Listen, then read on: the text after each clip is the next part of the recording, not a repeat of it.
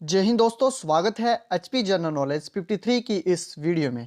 आज की इस वीडियो में हम हिंदी समास के शॉर्टकट ट्रिक के बारे में जानेंगे और इस वीडियो को देखने के बाद जो है आपका समास से जुड़ा कोई भी प्रश्न जो है वो गलत नहीं होगा। एग्जाम कोई भी हो उसमें समास से जुड़ा प्रश्न जरूर आता है और काफ़ी लोग जो है इसमें गलती कर जाते हैं, परंतु इस वीडियो को देखने के बाद जो है वो समास का प्रश्न हल करने में आपको कोई भी कठिनाई नहीं आएगी, ये वादा है हमारा।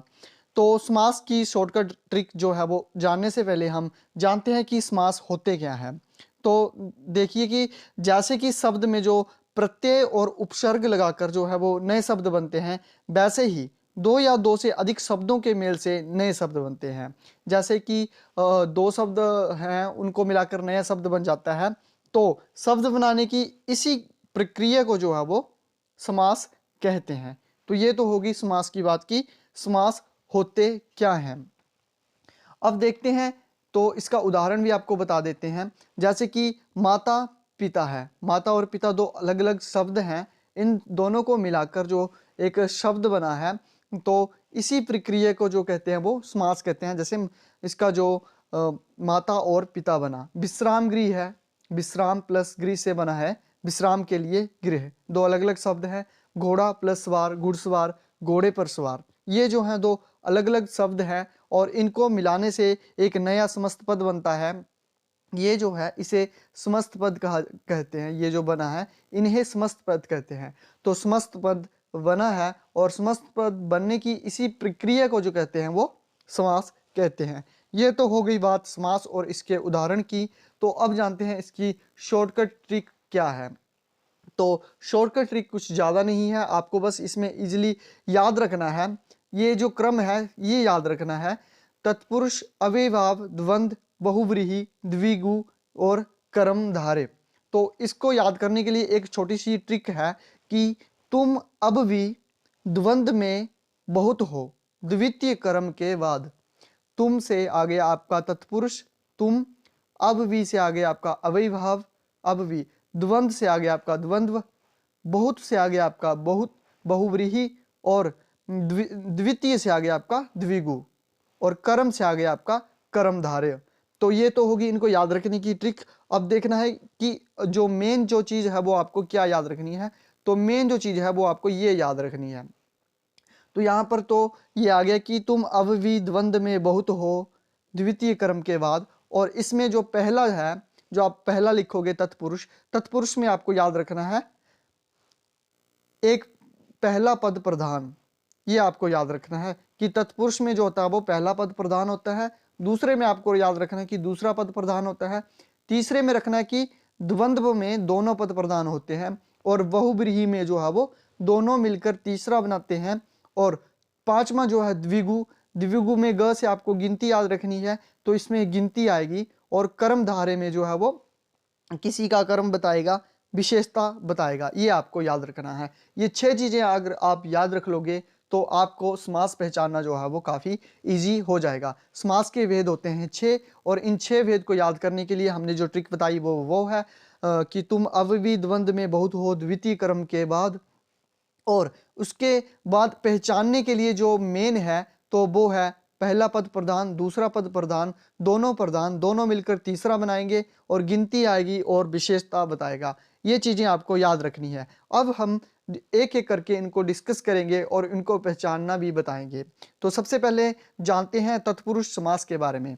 तो तत्पुरुष समास में हमने याद रखा है कि पहला पद जो होता है वो इसमें प्रधान होता है। तो देखिए जैसे कि आपको दिया गया है युद्ध क्षेत्र, युद्ध क्षेत्र में जो ये युद्ध है वो पहला है और क्षेत्र जो है वो दूसरा पद है। तो इसमें जो पहला पद प्रधान है यानी कि युद्ध जो है वो पहले आएगा। तो युद्ध का क्षेत्र, युद्ध का क्षेत्र या फिर युद्ध के लिए क्षेत्र। तो जब भी ऐसा आएगा आपने तत्पुरुष ही लगाना है। जैसे राजकुमार, राजा का कुमार, रसोई के लिए घर, रसोई घर, रसोई के लिए घर।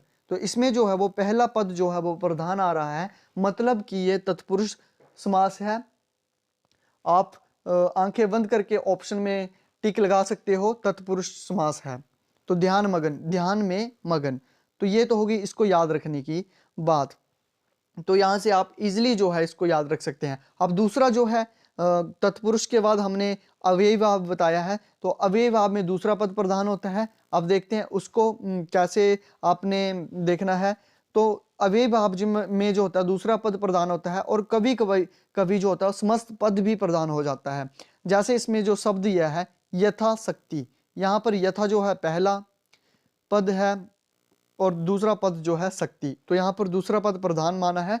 तो शक्ति के अनुसार, शक्ति के अनुसार यानी कि शक्ति जो है यहाँ पर प्रधान हो रहा है, दूसरा पद यहाँ पर प्रधान हो रहा है, इसलिए यहाँ पर शक्ति के अनुसार आ रहा है। जैसे हमने पिछले में देखा कि युद्ध का क्षेत्र, तो युद्ध क्षेत्र, युद्ध का क्षेत्र, इसमें पहला ही प्रधान आ रहा था, पहला ही यहाँ पर आ रहा था युद्ध। जैसे युद्ध का क्षेत्र, यहाँ पर युद्ध पहले ही आ रहा था। वहीं अव्ययी भाव में जो है वो यथाशक्ति यानी कि शक्ति के अनुसार, तो इसमें दूसरा शब्द जो है वो पहले आ रहा है, दूसरा शब्द जो है इसमें प्रधान बन रहा है, तो शक्ति के अनुसार। तो ऐसे जब भी आएगा यथाशक्ति, यथामति, ये जो भी है, जैसे कि अगला जो है ऑप्शन है वो है आजन्म, जन्म से लेकर, तो इसमें भी दूसरा जो पद है वो पहला बन जा रहा है यहाँ पर। तो जन्म से लेकर दूसरा पद यहाँ पर प्रधान बन रहा है, यानी कि जन्म से लेकर। तो इसको आप आसानी से अब पहचान लोगे कि ये जो है वो अव्ययी भाव है। वैसे हमने जो बताया कि वैसे हमने बताया कि इसमें कभी कभी समस्त पद भी जो है वो प्रधान हो जाता है। तो रातों रात, रात ही रात में जो है वो ये जो है समस्त पद भी इसमें कभी कभी प्रधान बन जाता है। प्रति एक, साफ साफ, ये देखिए समस्त पद है। दिनों दिन, ये इसलिए बनता है क्योंकि ये भी एक अर्थ स्पष्ट कर रहा है, इसलिए ये भी प्रधान बन जाता है। पूरे का पूरा शब्द भी साफ साफ, दिनों दिन, दिन ही दिन में। तो ये तो होगी अव्ययी भाव को पहचानने की ट्रिक। अब देखते हैं अगला क्या है। तो अगले में द्वंद्व, तो द्वंद्व को कैसे आपने पहचानना है। तो इसमें जो है वो दोनों पद प्रधान होते हैं, जैसे भाई और बहन, ये दोनों अलग अलग शब्द हैं और ये दोनों पद प्रधान होते हैं, जैसे भाई और बहन। यहाँ पर बहन और भाई भी आ सकता है, जैसे पहला पद भी प्रधान ले सकते हैं आप, दूसरा भी ले सकते हैं, भाई और बहन, बहन और भाई, तो दोनों यहाँ पर प्रधान होंगे। तो दोनों अगर प्रधान होंगे तो आपने क्या लगाना है, उसमें टिक, द्वंद्व में टिक लगाना है। पाप और पुण्य, पुण्य और पाप ऐसे भी हो सकता है, पाप और पुण्य भी हो सकता है। सुख दुख, सुख और दुख भी हो सकता है, दुख और सुख भी हो सकता है, तो दोनों ही इसमें प्रधान है। भला बुरा है, बुरा भला भी हो सकता है और भला बुरा भी हो सकता है, तो दोनों इसमें भी प्रधान है। रात दिन है, दिन और रात भी हो सकता है, रात और दिन भी हो सकता है, दोनों पद प्रधान है। अगर दोनों पद प्रधान है तो आपने क्या लगाना है, द्वंद्व। तो अब अभी तक हमने देख लिए तीन, पहला पद प्रधान, दूसरा पद प्रधान, दोनों पद प्रधान। द्वंद्व में आएंगे दोनों पद प्रधान। अब द्वंद्व के बाद जो था वो है बहुव्रीहि। तो बहुव्रीहि में हमने क्या याद रखा था, तो बहुव्रीहि में जो हमने याद रखा था वो रखा था कि दोनों मिलकर जो है वो तीसरा बनाएंगे। देखते हैं बहुव्रीहि, तो बहुव्रीहि में दोनों पद मिलकर तीसरा बनाएंगे, यानी कि अन्य के बारे में ये संकेत देते हैं। तो बहुव्रीहि में सबसे पहले जानते हैं कि पीताम्बर, पीताम्बर आपके लिए दिया गया है ऑप्शन में, मान लीजिए। तो पीताम्बर का अर्थ होता है पीत प्लस अंबर से बना है ये। तो पीत होता है पीला और अंबर होता है वस्त्र, यानी कि पीला है वस्त्र जिसका, तो ये किसी के बारे में संकेत दे रहा है कि जिसका वस्त्र पीला है। तो किसका वस्त्र पीला होता है, विष्णु, तो विष्णु के बारे में ये संकेत दे रहा है। तो इसका मतलब कि ये बहुव्रीहि समास है। बहुव्रीहि समास में दोनों पद मिलकर अन्य के बारे में संकेत करते हैं। अगला देखते हैं नीलकंठ, नीलकंठ बना है नील प्लस कंठ से, तो इसका अर्थ हुआ नीला है कंठ जिसका, मतलब कि यह भी किसी के बारे में विशेषता प्रकट कर रहा है, किसी के बारे में संकेत दे रहा है। तो किसका कंठ नीला है, शिव जी का कंठ नीला है, तो ये शिव जी के बारे में संकेत दे रहा है। तो इसका मतलब हुआ कि जब दो शब्द मिलकर अन्य के बारे में संकेत दे रहे हैं तो उसका मतलब हुआ कि यह बहुव्रीहि समास है। तो आप आंखें बंद करके ऑप्शन में टिक लगा सकते हैं बहुव्रीहि समास के लिए। तो बहुव्रीहि समास जो है आपको पहचानना यहाँ से आ गया है। जैसे कि अब देख लेते हैं दशानन, दशानन जैसे कि 10 प्लस आनन, यानी कि 10 सिर हैं जिसके, तो 10 सिर किसके हैं, रावण के हैं, रावण के बारे में संकेत दे रहा है। तो ये हो गया बहुव्रीहि समास। तो बहुव्रीहि समास क्या बताया हमने कि जो दोनों पद हैं वो मिलकर किसी तीसरे के बारे में संकेत करेंगे, किसी तीसरी चीज के बारे में दर्शाएंगे, तो उसको कहते हैं बहुव्रीहि समास। बहुव्रीहि समास के बाद अगला जो था वो था हमारे पास ऑप्शन में जो हमारी ट्रिक थी वो थी द्वितीय कर्म के बाद। ये बहुत हो, तुम अब भी द्वंद्व में बहुत हो द्वितीय कर्म के बाद। बहुत हो के बाद आ गया आपका द्वितीय, तो द्वितीय से बना था आपका द्विगु। तो आप देखते हैं द्विगु, द्विगु में हमने शॉर्टकट ग से गिनती याद रखना बताया था, तो गिनती आएगी तो होगा द्विगु। और द्विगु में जो होता है समूहवाची होता है, समूहवाची आपको दिया होगा, जैसे कि तिरंगा दिया होगा, तो तिरंगा क्या होता है, तीन रंगों का समाहार होता है। तीन यहाँ पर गिनती आ रही है, गिनती यहाँ पर स्टार्टिंग में आएगी, जहां भी आपको गिनती आएगी तो आपने वो द्विगु समास ही लगाना है, द्विगु ही उसका उत्तर होगा। जैसे कि आगे है चौमासा, तो चौमासा में क्या है, चार मासों का समाहार है। चौराहा क्या है, चार राहों का समाहार है। त्रिफला है, तीन फलों का आहार है। यानी कि जिस किसी भी समास में जब गिनती आए, समस्त पद में जब गिनती आए, तो आपने उसको बेझिझक द्विगु समास लगाना है। अब देखते हैं अगला प्रश्न, सॉरी अगला प्रश्न नहीं, अगला क्या था, अगला समास था, समस्त पद था हमारे पास कर्मधारय। तो कर्मधारय समास के बारे में था कि ये विशेषता बताने वाला होता है। तो कर्मधारय समास में जो समस्त पद है वो किसी की अगर विशेषता बता रहा हो, किसी के बारे में बता रहा हो, किसी की विशेषता बता रहा हो, तो आपने लगाना है उसको कर्मधारय समास में टिक लगाना है। जैसे कि कमल नयन, तो कमल नयन में ये नयन की किसी की विशेषता बता रहा है कि उसके जो नयन हैं वो कमल जैसे हैं, कमल के समान उसके नयन हैं, तो इसका मतलब कि ये किसी की विशेषता बता रहा है। तो वहां पर आपने क्या लगाना है, ऑप्शन में आपने लगाना है कर्मधारय। अगला देखते हैं मुखचंद्र, यानी कि ये किसी के मुख के बारे में बात कर रहा है, किसी मुख की विशेषता बता रहा है कि उसका मुख जो है वो चंद्रमा के समान है, चंद्रमा के समान उसका मुख है। तो यानी कि यहां पर भी ये विशेषता बता रहा है, तो ये कौन सा समास हुआ, कर्मधारय समास। अगला है महाराजा, महाराजा बनता है महान प्लस राजा से, मतलब कि ये बता रहा है कि राजा जो है वो काफी महान है राजा। तो मतलब कि ये राजा की विशेषता बता रहा है कि राजा जो महान है, तो महान है राजा, इसमें भी ये विशेषता बता रहा है, तो ये क्या हुआ, कर्मधारय समास हुआ। अगला जो है पनचक्की, पनचक्की में भी ये चक्की की विशेषता बता रहा है कि चक्की जो है पानी से चलने वाली है। अगर ये पवन चक्की होती तब भी ये कर्मधारय समास होता, क्योंकि वो चक्की की विशेषता बता रहा है कि चक्की जो है पानी से चल रही है कि पानी से चल रही है।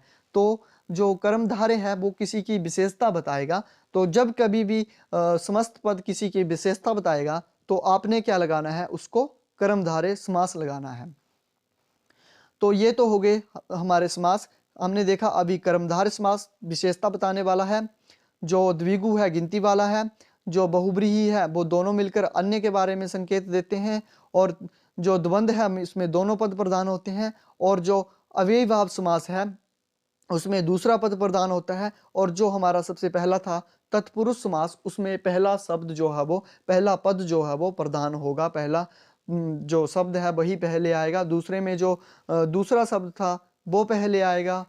तीसरा जो है उसमें दोनों आएंगे, दोनों में से कोई भी हम पहले ले सकते हैं। और चौथा जो था उसमें हमने देखा कि दोनों मिलकर जो है तीसरे के बारे में संकेत दे रही हैं, तो वो बहुव्रीहि समास हुआ।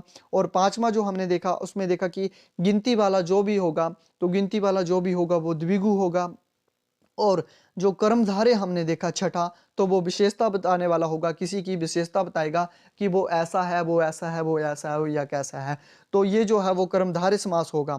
तो ये थी एक आसान सी शॉर्टकट ट्रिक। तो आपको जो हमने बताया है वो आपने याद रखना है कि पहला दूसरा दोनों, दोनों मिलकर तीसरा, गिनती और विशेषता, ये आपको याद रखना है। अगर आपने ये रट लिया तो समझो कि आपका समास से नंबर पक्का हो गया। तो दोस्तों वीडियो आपको कैसी लगी, वीडियो आपको कैसी भी लगी हो हमें ज़रूर बताएं। अगर इस तरह की और भी आप वीडियो चाहते हैं तो हमें ज़रूर बताएं। और आपके लिए एक प्रश्न है, हमारे व्यूअर्स के लिए एक प्रश्न है कि आपको इन समस्त पदों में समास का नाम बताना है। चार आपको समस्त पद दिए हैं, एक तो दिया है आपको अकाल पीड़ित, दूसरा है मृगनयनी, तीसरा है आजन्म, और चौथा है शरणागत। तो इन चारों में जो आपको समास बताना है और हमें कमेंट सेक्शन में ज़रूर बताना है। तो दोस्तों ये आंसर जो है हमें कमेंट सेक्शन में ज़रूर बताएँ ताकि हमें पता लग जाए कि आपको जो है समास की शॉर्टकट ट्रिक जो है वो समझ आ गई है। तो हमारी वीडियो को देखने के लिए आपका बहुत-बहुत धन्यवाद। मिलते हैं एक नई वीडियो के साथ, तब तक के लिए नमस्कार, जय हिंद, जय भारत।